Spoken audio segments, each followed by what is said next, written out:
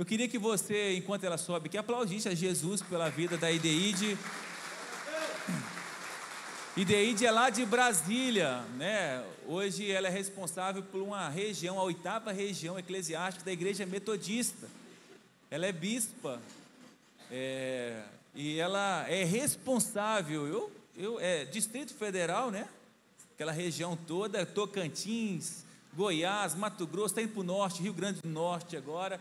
É uma responsabilidade muito grande. Ela é mineira, de Belo Horizonte, mas mudou para Itabira. Não sei se seus pais estão aqui, se estão. Ah, então achei. Eles vão vir depois, mas é casado com o Otávio. Eles estavam antes em Cataguás, 25 anos de ministério. Nós nos conhecemos através do DNA, ouvindo ela lá. Eu falei, eu preciso um dia. Comecei a orar a Deus, falei assim, Deus, nos dê a oportunidade de levar a Ideide lá em Timóteo para ouvi-la, e desde sexta-feira ela está ministrando aos nossos corações. Quem esteve aqui sexta-feira, quem esteve aqui sábado à noite, quem esteve hoje pela manhã, com certeza foi muito abençoado, muito retorno de pessoas que foram impactadas pelo poder de Deus através da sua vida. Então esse é o fechamento. Você sabe, como se Deus nos desse assim 4 pecinhas de quebra-cabeça, né? Se você não veio, você vai ter que depois assistir lá no YouTube da Central, para você pegar essa pecinha e fechar o seu quebra-cabeça, a imagem perfeita daquilo que Deus ministrou às nossas vidas e o nosso coração. Mesmo assentado, você pode estender a sua mão em direção à vida dela aqui, consagrar a vida dela, os lábios dela, a inteligência dela, mas também os nossos ouvidos. Senhor, em nome de Jesus, Pai, não é necessário informar o Senhor a respeito de nada, porque Tu és um Deus que sabe de todas essas coisas. Antes que haja palavra na nossa boca, o Senhor já nos conhece. O Senhor sabe que nós temos um profundo desejo nesta noite de ouvir a Tua voz. Ó Deus, é sincero o pedido do nosso coração. Por favor, por Jesus, ministra as nossas vidas, na ação do Teu Santo Espírito, pela Tua palavra, através da Tua serva, ministra as nossas vidas e ao nosso coração. Ó Deus, que cada um ouça que o Espírito quer dizer à igreja nessa noite, a nossa oração de consagração, e nós fazemos isso no nome de Jesus, amém e amém. Amém. Graça e paz, amados irmãos e irmãs, da parte do nosso Senhor Jesus Cristo. Eu quero começar essa palavra agradecendo a toda a acolhida dos pastores, né, das suas famílias, o tempo de convivência que tivemos aí no intervalo, também a abertura de coração dessa igreja para acolher aí essas palavras nesses dias. A gente que prega em muitos lugares, a gente tem assim muito temor da parte de Deus, uma preocupação muito grande, um respeito pela nossa audiência, porque quando a gente está falando com alguém, a gente está tocando na história, no coração. Ainda mais quando a gente fala sobre esses temas de liderança, não tem como falar sobre a nossa vida, né? Sobre o que está acontecendo no nosso coração. E eu quero pedir muito que tudo aquilo que às vezes Deus abalou um pouquinho a sua estrutura, deixou você talvez um pouco desconfortável com alguma coisa que foi dita aqui, talvez te despertou, te trouxe alguma memória.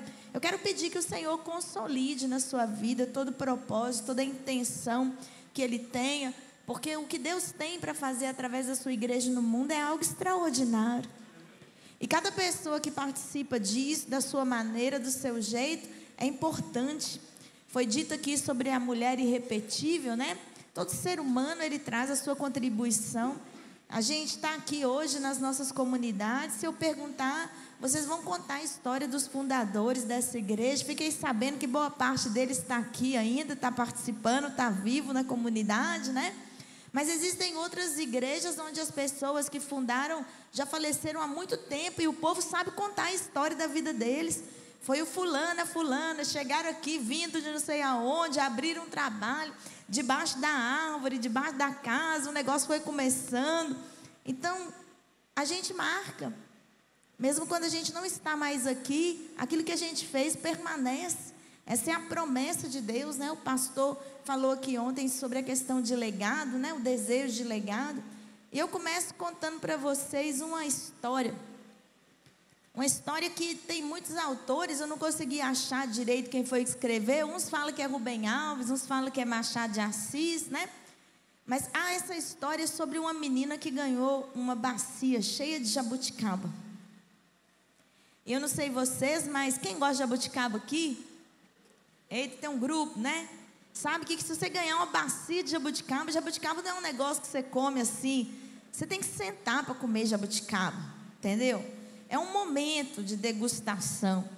E quando a gente ganha uma bacia, a gente escolhe logo as grandonas primeiro, né? Vai todo mundo nas grandonas. E aí quando a gente põe aquilo na boca, faz ploque, né? E a boca da gente enche de doçura. Lá em Brasília, perto de Brasília, tem uma cidade chamada Hidrolândia. Em Hidrolândia tem uma fazenda de jabuticaba. E a galera vai para lá na época de colher. E eles dizem o seguinte: você paga R$40 para entrar. Você pode comer jabuticaba de tudo quanto é pé que tem lá dentro. Se você conseguir comer uma jabuticaba de cada pé, eles te dão um prêmio em dinheiro.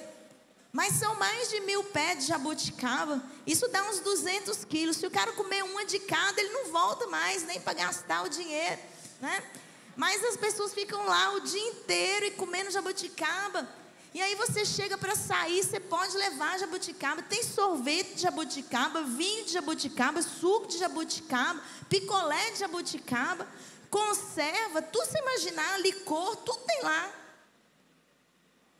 Mas como é bom. E aquela menina ganhou a bacia de jabuticaba.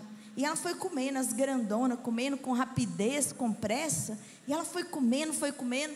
Só que aí, a bacia começou a ficar vazia.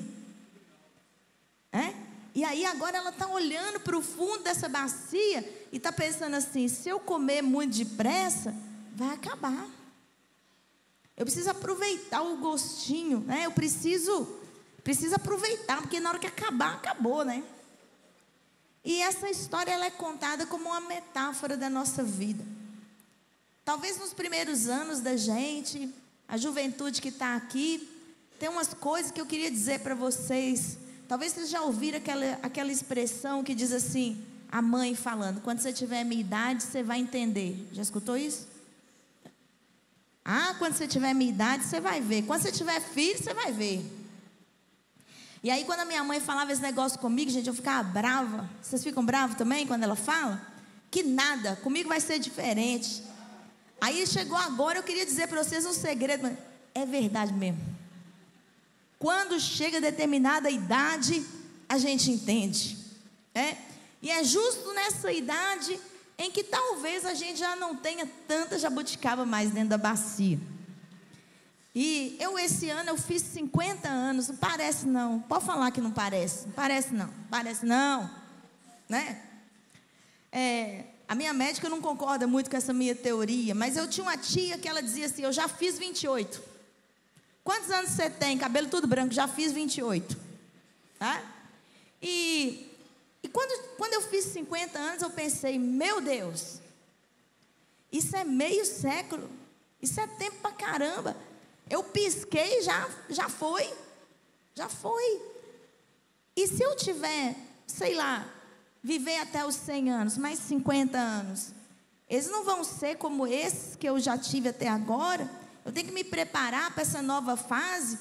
Não vou poder mais correr como corria. Eu já comecei que eu não posso mais comer nada depois das 6 horas da tarde direito, que eu já passo mal, já começa daí. Já acabou o fast food na minha vida, as pizzas, macarronada. Se eu não comer na hora do almoço, eu não como mais. Lascou-se, né? Sono. Nunca tive insônia, agora não durmo. Minhas jabuticabas estão acabando. E talvez existem pessoas aqui que são mais idosas do que eu. E esse sentimento deve estar no coração de vocês também. Aquela sensação de assim: eu preciso fazer a diferença agora. A percepção de que a gente não dura para sempre faz com que a gente veja a nossa vida de um outro jeito. E aí nós vamos encontrar hoje, graças a Deus, as mulheres hoje de 50 anos, 60 anos, não estão vivendo a menopausa como nossos avós viveram. As mulheres estão tudo elegantes, gente, tudo em pé, tudo firme na vida fitness, né? E nós estamos vendo pessoas de 100 anos pulando de paraquedas. Nós estamos vendo pessoas de 90 anos defendendo doutorado. Nós estamos vendo essas pessoas aí atravessando o Canal da Mancha. Todo mundo querendo fazer diferença com a sua vida. E deve ser assim mesmo. Porque Deus deu essa vida aqui para a gente vivê-la plenamente. Então eu quero convidar você a pensar sobre isso e a pensar sobre destino e propósito. Quero me inspirar num texto bíblico que está em Êxodo capítulo 2. E hoje eu não trouxe slide para vocês, não. Eu quero falar algumas coisas, talvez mais assim, do coração para a gente, né? E esse texto em Êxodo 2, ele diz o seguinte. Êxodo capítulo 2, a partir do verso 1. Foi-se um homem da casa de Levi e casou com uma descendente de Levi. E a mulher concebeu e deu à luz um filho.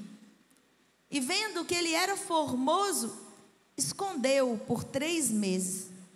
Não podendo, porém, escondê-lo por mais tempo, tomou um cesto de junco, calafetou-o com betume e piche, e pondo nele o menino, largou-o no carriçal, à beira do rio. A irmã do menino ficou de longe para observar o que lhe havia de suceder. Desceu a filha do faraó para se banhar no rio, e as suas donzelas passeavam pela beira do rio. Vendo ela o cesto no carriçal, enviou a sua criada e o tomou.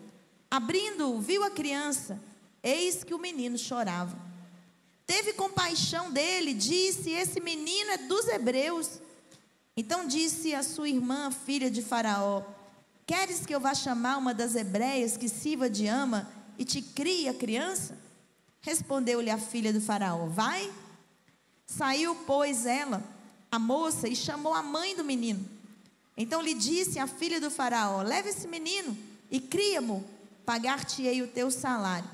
A mulher tomou o menino e o criou. Sendo o menino já grande, ela o trouxe à filha de Faraó, da qual passou ele a ser filho. Esta lhe chamou Moisés e disse: porque das águas o tirei. Eu escrevi em 2017 um livro, trouxe aí alguns exemplares dele para vocês, chamado Corajosos. E nós estávamos fazendo uma série de estudos na nossa igreja com as mulheres nas células, perguntando sobre quais eram as mulheres da Bíblia, porque a gente tem muito assim, os heróis da fé, estudamos os apóstolos, e até aquele momento não tinha assim tantos livros falando sobre o papel das mulheres. E um dos primeiros capítulos que eu escrevi era sobre as parteiras do Egito, que é o capítulo antes desse que nós lemos. E eu vou contextualizar com a história das parteiras para vocês verem onde eu quero chegar. Eu quero dizer aos amados irmãos e irmãs que quando nós percebemos quem nós somos, quando nós deixamos de cambalear e clareamos a visão, quando nós temos juízo, percebemos quem nós somos diante de Deus, quando a gente também percebe aí na nossa jornada o que paralisa a gente e a gente começa a lutar contra as coisas que nos paralisam, quando a gente recebe a cura de Deus para a nossa vida emocional, o propósito do Senhor vai se tornando mais claro na nossa vida. Quanto mais claro o propósito de Deus se torna na nossa vida, mais fácil fica para a gente cumprir esse propósito. Porque cada um de nós, Deus colocou em nós características específicas para nos ajudar a cumprir esse nosso propósito. A igreja do Senhor precisava, no início dos discípulos de Jesus, de um cara amoroso que nem João. Porque numa igreja que está começando, a fala sobre o amor precisa ser prática. Alguém da intimidade de Jesus, que botava a cabeça no peito dele, fazia perguntas profundas. Mas diante das lutas e das dificuldades, a igreja precisava também de alguém impetuoso como Pedro, alguém do vamos meu povo, vamos para frente. A igreja do Senhor precisava de alguém como Tiago. Já ouviu falar alguma coisa das características de Tiago na Bíblia? Não tem. Eu acho, e é só achismo mesmo, que era Pedro, Tiago e João, porque João ficava, vamos amar, e Pedro falava, vamos embora para a guerra, e Tiago ficava empurrando um e puxando o outro. Eu tenho essa sensação, que ele devia ser o cara da mediação, porque Pedro e João são 2 extremos. Mas se fosse depender só de Pedro, Tiago e João, a igreja estava lá em Jerusalém até hoje. Aí Deus foi lá do outro lado e traz Paulo. A igreja precisava de uma pessoa que soubesse transitar, dialogar com outros universos, com outros mundos. E Paulo sabia fazer isso. Ele falava outros idiomas, ele entendia outras culturas, ele podia traduzir Jesus para aquelas outras igrejas. E o evangelho então se expandiu, tendo a força da doutrina nos 12 apóstolos e tendo a ousadia missionária na vida de Paulo. Propósitos que se conciliaram para que a igreja do Senhor estivesse por toda parte. E todas as vezes Deus está aliançando pessoas que às vezes nem imaginam que estão conectadas por esse grande propósito. Elas só estão fazendo a coisa que elas sempre fizeram. E no capítulo 2 tinha algumas parteiras fazendo o que elas sempre fizeram. Trazer neném ao mundo. Era isso. Elas não estavam preocupadas com grandes realizações, elas não estavam preocupadas em aparecer no Jornal Nacional, elas não estavam preocupadas em ocupar grandes espaços, elas estavam fazendo aquilo que nas minhas reflexões eu vou chamar assim, da vocação mais natural que a gente tem, de fazer o que é a nossa obrigação. E enquanto elas estavam fazendo aquilo que era a obrigação delas, o faraó teve uma brilhante ideia. De vez em quando nossos governantes têm ideias brilhantes. E ele decidiu o seguinte: esse povo judeu está crescendo muito. E eu estou ficando com medo dele. Mas se eu for lá e prender os homens, matar o pessoal, botar eles na cadeia, vai dar muita ruaça. Eu vou matar na origem. Eu vou matar todos os meninos. Quando nascer um menino, eu vou falar com a parteira para ela matar o menino assim que ele nascer. Como é que a gente pede um médico para assassinar um paciente? Como é que a gente pede uma enfermeira para de propósito colocar um veneno na veia de uma pessoa hospitalizada? A gente só vai ver isso acontecer se o médico estiver disfarçado, se o serial killer estiver disfarçado de médico, né? Porque de resto ninguém vai fazer isso não.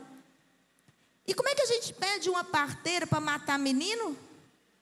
Mas o rei lá no palácio, o faraó, não entende nada de gestação, não entende nada de parto. E as parteiras usam isso, elas usam a ignorância do rei contra ele. E o rei diz: os meninos continuam nascendo aí, o que está acontecendo? E as parteiras falam: o senhor não sabe de nada, rei? Pois só pode acreditar que toda vez que a gente vai fazer parte dessas mulheres hebreias, quando a gente chega lá o neném já nasceu. É impressionante. E como é que a gente pode pegar esse neném e matar ele na cara da mãe assim? Só dava para fazer no disfarce, mas quando a gente chega o neném já nasceu. Diz o meu marido que na filosofia isso chama astúcia dolosa. Não é mentira, não é astúcia dolosa. Mas elas usam esse argumento, porque às vezes contra grandes forças a gente tem que ser estrategista. Às vezes a gente está querendo bater de frente com grandes coisas maiores do que nós, quando a gente pode contornar. E foi o que elas fizeram. Ali começou o propósito de salvação de Deus. Porque se as parteiras não tivessem feito esse estratagema, Moisés não tinha nascido. Elas não estavam pensando em fazer um grande projeto de salvação. Talvez você saiu da sua casa de manhã, encontrou uma moça na padaria, a moça da padaria estava triste, você deu uma palavra para ela, você voltou para sua casa, nunca mais viu aquela pessoa. Mas talvez ela estava pensando em se matar naquele dia. E aquela palavra que você deu mudou o coração dela. Ou ela estava pensando em desistir de alguma coisa e ela chega lá e não desiste. Eu vou contar para vocês uma história sobre gente que entra em propósitos, assim como aquela parteira, só fazendo o que era para fazer, nada mais do que isso, exercendo a sua vocação na simplicidade dela. Há muito tempo atrás, na Inglaterra, aconteceu uma grande tempestade, e havia um moço que era um diácono de uma igreja metodista, e quando ele levantou de manhã, ele tinha recebido a notícia de que o pastor não ia vir para o culto, porque estava nevando muito e a carroça do pastor tinha quebrado. E o pastor não ia conseguir chegar. E ele se levantou naquela manhã de domingo e disse: daqui a pouco é o culto. Eu não sei se eu vou para a igreja, porque o pastor falou que não vai vir, já avisou. E a neve está dessa altura. Eu vou ter que andar muito no meio dessa neve para chegar na igreja. Eu acho que eu não vou não. Mas depois ele pensou mais um pouco e falou assim: Eu sou diácono, né? Minha responsabilidade é abrir a igreja. E se aparecer alguém? E se aparecer algum irmão lá desavisado? E aí ele calçou as suas botas e andou por 10 quilômetros na neve para chegar na igreja. Ele chegou na igreja, abriu o templo, umas meia dúzia de gato pingado apareceram. E aí ele falou: e agora? Eu acho que eu vou despedir esse pessoal, mandar eles embora para casa, porque eu não sei pregar. Minha tarefa é abrir a porta, esperar o pastor. Eu não sei pregar, então acho que eu vou mandar eles embora. Só que na hora que ele olhou, tinha um menino lá, um adolescente, por volta dos 16 anos de idade, que nunca tinha ido na igreja. O sujeito me resolve aparecer no dia que o pastor não vem. E aí ele ficou constrangido pelo menino, falou: como é que eu vou mandar esse menino embora sem ouvir nenhuma palavra? Aí ele abriu assim a Bíblia, meio assim apressado, e achou um versículo que dizia: contemplai-o e sereis iluminados, e o vosso rosto jamais sofrerá vexame. Aí ele leu o versículo, olhou assim para a congregação. Já viu aquele pregador que lê o versículo e para assim?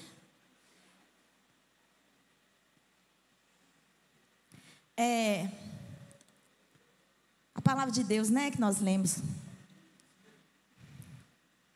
Vocês estão bem, né, irmãos? Aí ele foi ficando sem graça e falou umas 2, 3 palavras assim, meio perdido. Mas aí ele olhou para o menino, e ele foi olhando para aquele menino, foi olhando assim para o menino, e de repente ele foi tomando assim de uma coragem, e ele falou: a gente precisa olhar para Jesus. Você está entendendo, meu jovem? A gente precisa olhar para Jesus. E aí ele foi se tomando de coragem, e ele falou assim: jovem, olha para Jesus. E na hora que ele falou isso com toda a ousadia, o Spurgeon, na sua biografia, diz: eu olhei. Eu olhei. E Jesus falou comigo e transformou a minha vida. Spurgeon, o grande pregador, que todo mundo conhece alguma coisa dele. Ele foi salvo porque um diácono levantou num dia de neve e foi na igreja. Só cumpria a obrigação dele. Ele estava no seu propósito, fazendo a coisa mais ordinária da vida, a coisa mais rotineira da vida, a coisa mais normal. E às vezes eu e você estamos pretendendo fazer grandes coisas para Deus e não percebemos que as grandes coisas de Deus acontecem no cotidiano e no ordinário. Aquelas parteiras protegeram as crianças e incubaram a libertação do povo de Israel. Quando você faz a coisa mais simples na sua casa, na sua célula, no seu trabalho, você está incubando o grande projeto de salvação de Deus. Mas as parteiras sozinhas não podiam fazer aquilo, porque Deus sempre está conectando pessoas e propósitos. E a outra pessoa que vai entrar nessa história é uma mulher chamada Joquebede. Essa mulher se casou, ela era uma descendente de Levi e se casou com um homem da casa de Levi. Ela teve um filho. E essa é uma das coisas naturais que a maioria das pessoas espera quando se casa, ter um filho. A gente, quando pensa num filho, a gente não está pensando num presidente da república, a gente não está pensando num jogador famoso de futebol, a gente não está pensando em uma mulher que seja uma chefe de uma grande empresa. A gente está querendo o neném, aquela criança, aquela parte da nossa vida. Depois que ele chega, a gente até começa a sonhar outras coisas, mas antes do filho nascer, a única coisa que a gente pensa é naquela carinha de joelho quando nascer. Mais nada. Não temos grandes pretensões quando a gente pensa num filho. A gente pensa na ternura, a gente pensa no aconchego, na plenitude da gente, não é? Essa mulher, aconteceu isso com ela, mas ela teve um filho em condições violentas. Ela teve um filho que tinha que ser escondido. Um filho que não podia chorar livremente, nem brincar pela casa. Um filho que ela tinha que manter ali, escondidinho. O texto bíblico nunca fala sobre o pai de Moisés. Eu imagino que essa mulher ficou viúva ali naquele contexto da escravidão. O texto parece dar a entender para nós que ela só teve esse filho, mas já tinha Miriam e já tinha Arão. Eu acredito que Moisés então era o caçula, o filho mais novo, porque toda a narrativa bíblica coloca os irmãos dele como bem mais velhos que ele. E aí, então essa mulher, que está com 2 filhos já, tem esse terceiro filho, não sei, talvez perdeu esse marido, porque ele não aparece aqui na história, mas se ele fosse narrado, certamente também no contexto de escravidão, ele não podia fazer grande coisa, e ela escondeu esse menino. Diz o texto bíblico, e vendo que ele era formoso, escondeu-o por 3 meses. Eu tenho quase certeza que quem escreveu isso aqui foi um homem. Vocês acham que a mulher escondeu o filho porque ele era formoso?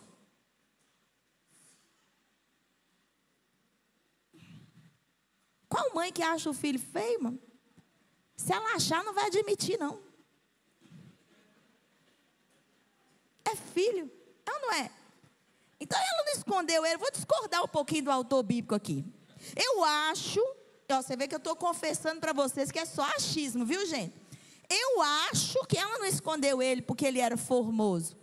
Eu acho que ela escondeu porque era dela. Era dela. E ela não queria se livrar dele assim facilmente. E ela ia fazer o possível e o impossível para ele ficar vivo. E ela escondeu ele por 3 meses. Mas o menino foi crescendo. Foi crescendo. E como é que ela vai fazer para esconder esse menino? E aí eles começaram ali então uma grande conspiração. A palavra conspiração é sempre tomada pela gente num sentido negativo. Mas tem um autor que eu gosto, chamado Stanley Jones, que ele fala assim: as palavras, assim como as pessoas, precisam ser redimidas. Tem palavra que na origem tinha um sentido e depois vai virando outro. Conspiração é uma dessas. A palavra conspirar, ela vem do latim. E ela significa 2 coisas juntas. Com e respirare. Significa respirar o mesmo ar. Então, quando alguém conspira, é porque a pessoa está tão perto da outra, tem que guardar um segredo, tem que fazer um estratagema. Então, as pessoas conspiram. Às vezes, conspiram para o bem. Costuma não dar muito certo. Por exemplo, alguém já conspirou sobre você para fazer uma festa surpresa? Já. Você já desconfiou de tudo, você já viu, mas fica o burburinho, né? E ali aconteceu um burburinho entre mulheres. Primeiro, as parteiras do Egito. Talvez algumas delas tenham ajudado essa mulher a ganhar o filho. Não sei, Deus o sabe. Mas agora que ela não pode mais esconder, ela faz um cestinho, calafeta ele com betume, com piche, põe o menino dentro e largou-o no carriçal à beira do rio. A irmã do menino ficou de longe para observar o que havia de suceder. Desceu a filha do faraó para se banhar no rio. Ô, gente, mas Miriam é esperta demais da conta, né? Ela não ficou ali esperando o que ia acontecer, não. Ela já sabia que a princesa tomava banho naquele lugar todo dia. Porque ninguém vai pegar um neném e colocar ele, para proteger ele na beira do rio assim, solto, para ele descer pela correnteza. Ele estava preso naquele lugar do rio. Deixou no meio dos betumes, num lugar que a princesa ia ver. E eu gosto demais de Miriam, porque nós temos aqui então as parteiras, presta atenção, que dão à luz crianças. A gente tem uma mãe, e a gente tem uma mulher, uma jovem adolescente chamada Miriam, que a Bíblia vai falar no futuro que ela é uma profetisa. No futuro Miriam vai ser definida como profetisa. Está entrando aqui um ministério. Uma das coisas que um profeta, uma profetisa faz é observar situações. Ele fala em nome de Deus, mas ele está observando o que está acontecendo. Então Amós é tirado lá de trás do gado e vai falar com o rei e exortar o rei por uma coisa que ele estava vendo. Isaías vai falar sobre coisas que ele estava vendo. Natã foi diante de Davi falar do que ele estava vendo. Então a Miriam, eu tenho quase certeza, mas eu vou ficar no meu achismo, que ela estava passeando pela beira daquele rio e ela começou a perceber que todo dia, naquela hora, a princesa ia lá. E ela começou a observar aquela princesa. Não, essa mulher, sabia da ordem que o pai tinha dado, mas ela não concordava com essa ordem. Por que que eu sei que ela não concordava? Porque ela tinha compaixão. E Miriam falou, eu vou fazer essa mulher ficar com compaixão do meu irmão. Vou botar meu irmão na cara dela, porque eu vejo como ela trata as servas, eu vejo como ela trata as pessoas. Ela vem aqui na beira do rio. Ela podia ser como princesa, ficar só lá dentro do palácio. Se ela vem aqui na beira do rio, ela está querendo ver o que está acontecendo com as pessoas. Ela está querendo ver ali. Porque a beira do rio no Egito é o lugar das plantações. Eu não sei se vocês sabem disso. É na beira do Nilo que as plantações estão. Então, quando essa mulher vai ali na beira do rio, ela está indo se encontrar com gente comum. E aqui entra uma outra vocação, aquelas pessoas que Deus levantou na política para cumprir os seus propósitos. Lá na época de John Wesley, tinha um moço chamado William Wilberforce. Ele era um parlamentar, um jovem parlamentar. E John Wesley já estava velhinho. E aí ele procurou o John Wesley e falou com ele. John Wesley é o fundador da igreja metodista, né? Lá na Inglaterra. E falou para ele assim, eu quero ser pastor. Eu tenho uma vocação, quero servir a Deus. John Wesley falou com ele, mas de jeito nenhum. Você está dentro do parlamento, eu vou te dar uma ordem. Você vai ser a pessoa que vai trabalhar para eliminar a escravidão dos negros na Inglaterra. Essa é a sua tarefa, é para isso que Deus te levantou. John Wesley morreu aos 88 anos de idade. 40 anos depois, o William Wilberforce foi o parlamentar que aprovou a abolição da escravidão na Inglaterra. Pessoas que Deus levanta dentro da política com propósitos específicos estão lá. Porque o propósito de salvação de Deus, ele não passa só no culto na igreja, não passa só na célula. O propósito de salvação de Deus é levantar pessoas estratégicas dentro dos diversos pontos da nossa sociedade. Deus levantou Neemias, copeiro do rei, porque precisava de alguém com acesso ao rei. Deus levantou Paulo, precisava de alguém. Deus precisava de Moisés dentro do palácio, porque alguém tinha que conhecer as estratégias de guerra dos egípcios, para quando a libertação acontecesse, saber como fazer.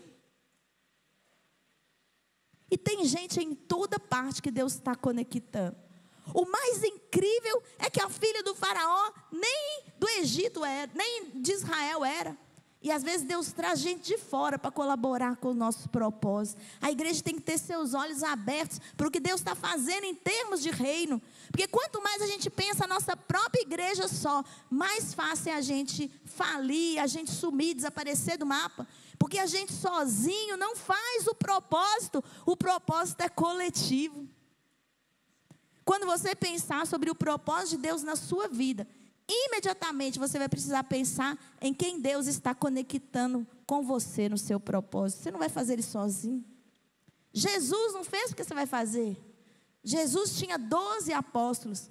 Mas no dia que o Espírito Santo desceu, ele desceu sobre 120 que estavam reunidos. Tinha muito mais do que os 12. Jesus estava conectando propósitos. E aí então nós temos essa menina que é profetisa e que vê a situação e coloca Moisés na direção da filha do faraó. E nós temos essa mulher que está na política, que está ali na vida do palácio, que tem condição de salvar aquela criança específica. Essa mulher é movida de compaixão e ela decide, esse menino é um menino dos hebreus. E ela começa a olhar em volta. E aí Miriam chega perto dela e fala, oh, você achou um menino aí? Bonitinho ele, né? Olha, por acaso eu conheço uma mulher que está com os peitos cheios de leite. Você quer que eu vá chamar ela? Vocês acham que a princesa não sacou na hora? Vocês fizeram uma estratégia, né? Esse negócio foi armado. Porque a princesa não é boba, né, gente? Mas a princesa entra. Porque quando a gente é conectado aos propósitos de Deus, as pessoas aderem às nossas ideias. E ela disse, é uma ideia, vamos salvar esse menino? Vai lá então e chama essa mãe. E aí vem Joquebede. Vem Joquebede, e aí a mulher diz, olha, eu vou pagar você, leva esse menino. Eu vou te pagar o salário para você amamentá-lo para mim. E aí entra então a atitude de Joquebede como mãe. Muitas vezes esses nossos papéis em sociedade são muito estereotipados, a gente quer se limitar a uma coisa ou outra, mas o papel dela foi singelo naquele momento. Ela levou Moisés para casa e amamentou o seu próprio filho. Talvez existam aqui mulheres que pensam que aquilo que elas fazem, e homens também, é muito pequeno, é muito pouco. Mas você pode estar alimentando, ao alimentar seu filho, ao cuidar do seu filho, alimentando pessoas que vão tocar gerações. O John Bevere, não sei se é assim que pronuncia, ele tem um vídeo na internet que ele fala disso, o dia do grande julgamento, e alguém fala, fulano, aproxima-se, né? Você, como contador na sua empresa, salvou não sei quantas mil almas. E ele diz, Senhor, como que eu salvei esse tanto de alma? Ah, quando você fez a contabilidade da igreja e você usou bem os recursos da igreja, aquilo alcançou um missionário que foi lá não sei aonde e salvou não sei quantas pessoas. Porque aquilo que Deus começa a fazer na sua vida não termina só em você. Você está tocando outras pessoas dentro do propósito. Joquebede levou aquele menino para casa. Acontece que o processo de amamentação em Israel, ele dura entre 3 e 5 anos. É por isso que quando Isaac é desmamado, lá naquele texto que fala que Isaac foi desmamado e Abraão fez uma festa. Por que havia uma festa quando se desmamava as crianças? Porque não tinha vacinação. Então, as crianças morriam muito pelas doenças da infância.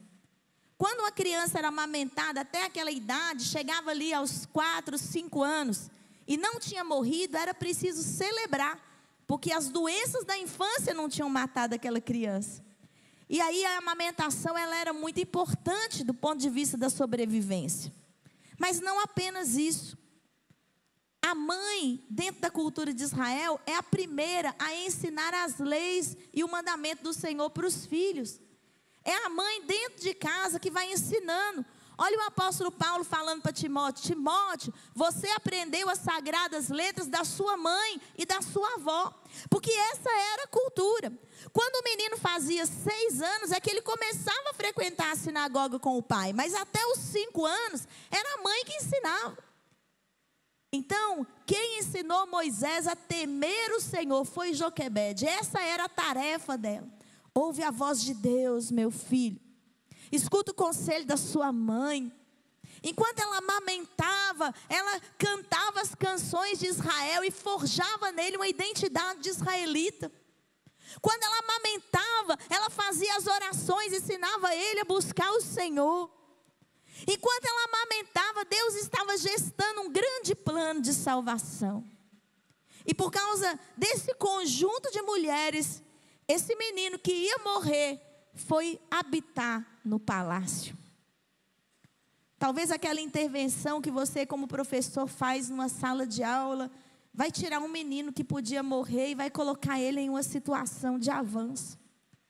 Talvez você que prega para aquela pessoa que hoje está querendo entrar num caminho de um vício, de uma dependência, e você dá um tapinha nele para o outro lado ali, uma palavrinha pequena. Amanhã você pode estar gerando um novo pregador que vai estar aí falando por toda parte. Os pequenos toques, as sutilezas da palavra de Deus nos encantam.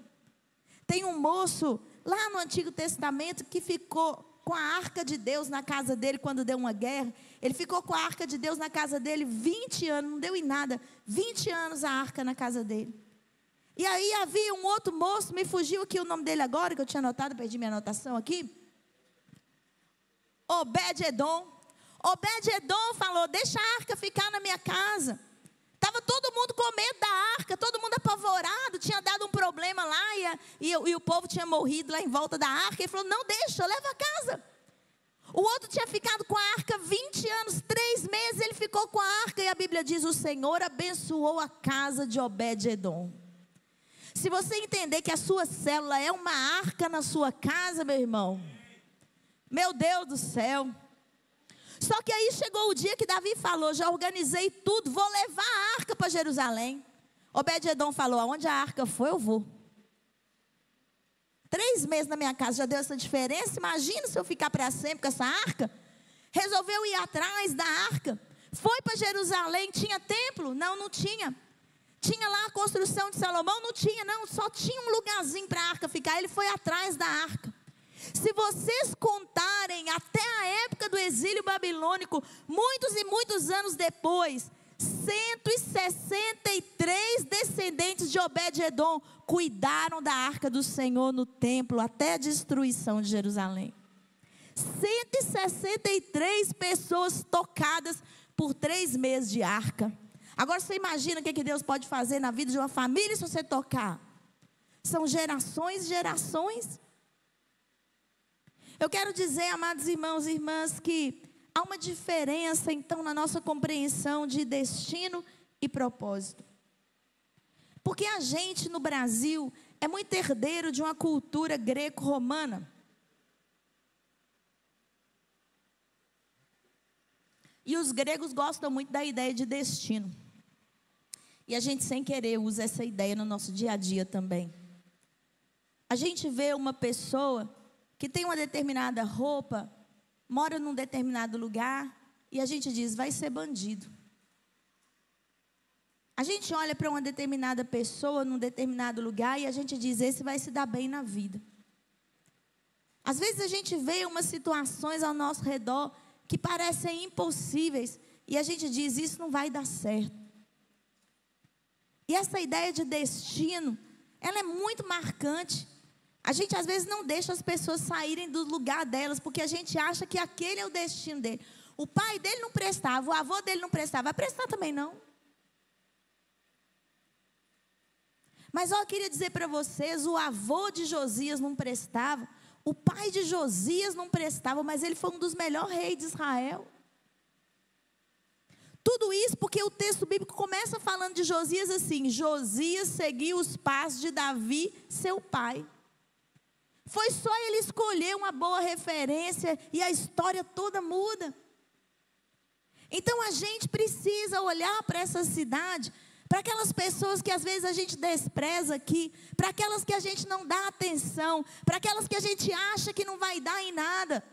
E a gente precisa entender que o destino que nós estamos dizendo não é o propósito que Deus escreveu. Não é. A Bíblia diz que Deus criou o ser humano para conviver com ele no jardim. O Catecismo de Westminster diz que Deus criou o ser humano para gozar nele, para regozijar-se nele, para ser feliz com ele. Entende?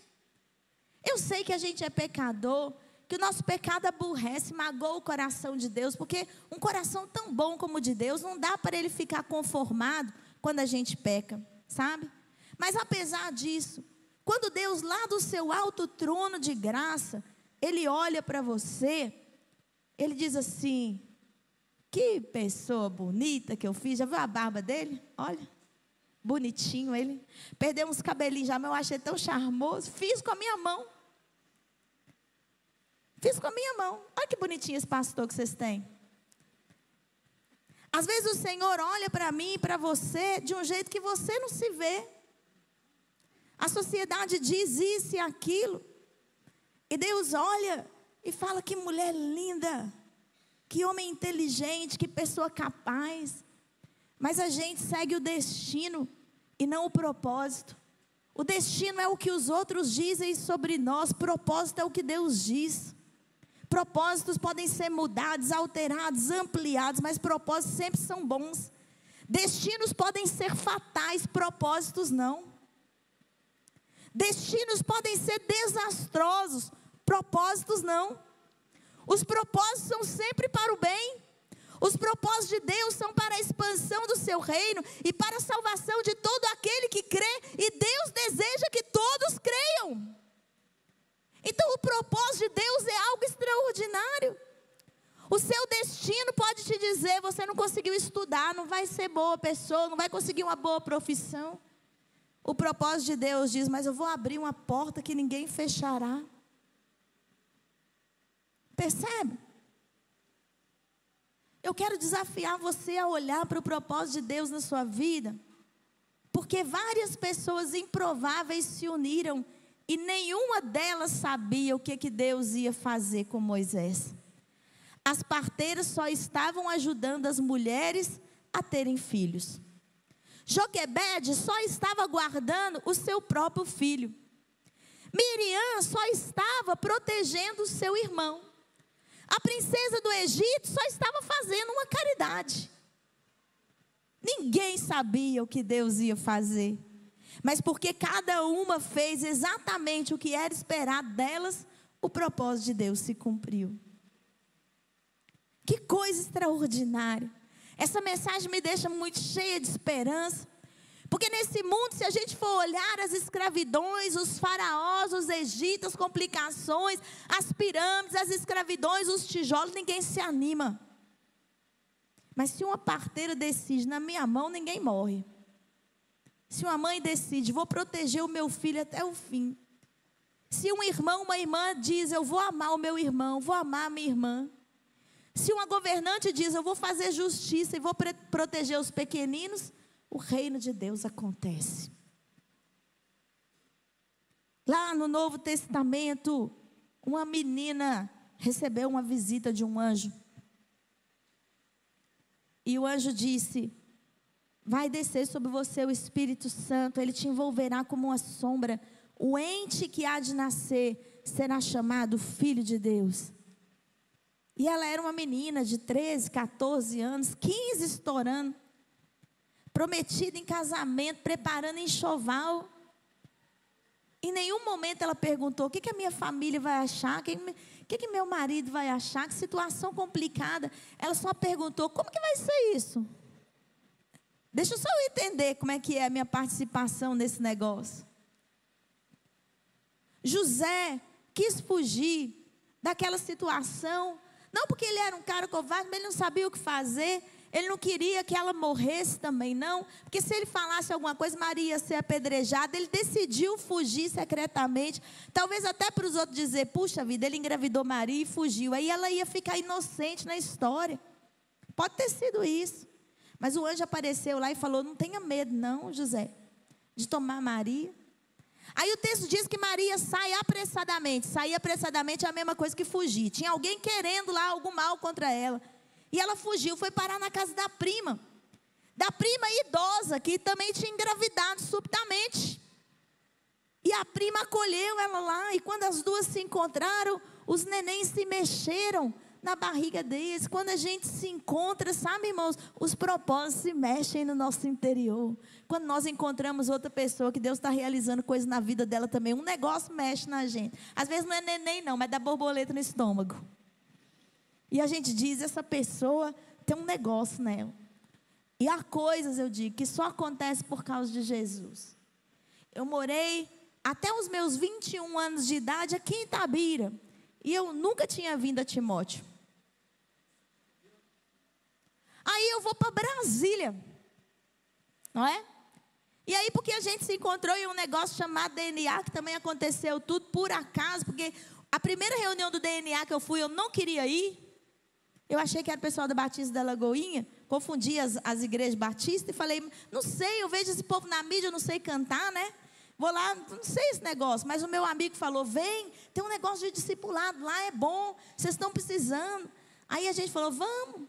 Chegamos lá, o negócio, eles começaram a falar, o coração da gente foi fazendo pugudu, pugudu. Como diz meu primo, meu coração bateu de bico para cima. Eu falei, é isso, eu quero. E aí, muitos anos depois, eu estou aqui pregando para vocês. Por quê? Porque Deus conecta propósitos.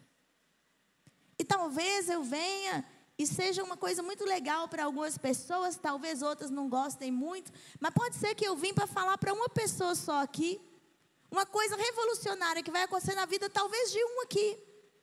E talvez eu nunca vou saber. Mas nós estamos no grande propósito de Deus. E dentro do grande propósito de Deus, Ele conecta as pessoas. Eu quero dizer para você que enquanto você estiver vivo, Deus está em ação no propósito dEle na sua vida. A gente se aposenta do trabalho, se aposenta até do ministério pastoral, mas do reino a gente não aposenta. Só se pendura chuteiro o dia que o Pai chama para a glória. Antes disso, tem sempre alguma coisa para acontecer. E eu já estou ansiosa pelo que Deus vai fazer quando eu tiver 80 anos de idade. Porque até lá, irmãos, eu vou conservar a jabuticaba que eu puder. Eu não vou desperdiçar, não. Eu vou sentir o gosto de cada coisa que Deus tem para fazer na minha vida. E em nome de Jesus, eu quero te desafiar a fazer o mesmo. Eu termino a minha palavra lendo para vocês uma letra de uma canção chamada The Commission. É uma canção em inglês de uma banda chamada Caim. Acho engraçado isso. A banda chama Caim, mas eles são do bem, São do Abel. A música chama The Commission, a comissão. E a letra dela diz o seguinte: veja as minhas mãos, olhe para os meus pés. Tudo bem se é difícil de acreditar. Eu tenho fé que você fará coisas maiores. É a minha hora de ir, mas antes de eu sair, vá contar ao mundo sobre mim. Eu estava morto, mas agora eu vivo. Eu tenho que ir agora por um pouco tempo, mas o adeus não é o fim. Não esqueça as coisas que eu te ensinei. Eu venci a morte e seguro as chaves. Para onde eu vou, você também irá um dia. Mas há muito o que fazer aqui antes de sair. Vá contar ao mundo sobre mim. Eu estava morto, mas agora vivo.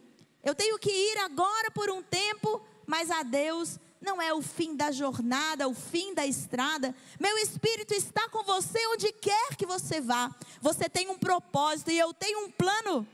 Eu vou fazer essa promessa. Voltarei novamente.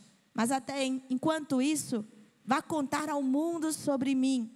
Eu estava morto e agora eu vivo. Mas o adeus não é o fim. E de todas as vezes que eu escuto essa música, meu coração se comove quando eles dizem: você tem um propósito. É Deus falando: você tem um propósito e eu tenho um plano. Você tem um propósito e eu tenho um plano. O dia que você quiser desistir, lembra, você tem um propósito e Deus tem um plano. O dia que você desanimar e não vir resultado do seu ministério, você tem um propósito, Deus tem um plano. O dia que você achar que a sua vida não vale a pena, Deus tem um propósito. Você tem um propósito, Deus tem um plano. E Deus conecta propósitos para realizar o seu plano. Olha ao seu redor. Porque pode ser que a parteira está por aí, a Miriam está por aí, a Joquebede está por aí, a princesa está por aí. E a libertação de Deus vai acontecer a qualquer momento. A grande virada vai acontecer a qualquer momento. A gente só precisa fazer com amor e alegria o que é para a gente fazer. Só isso. Só isso. É no ordinário que o grande milagre acontece. Que Deus te abençoe. Amém.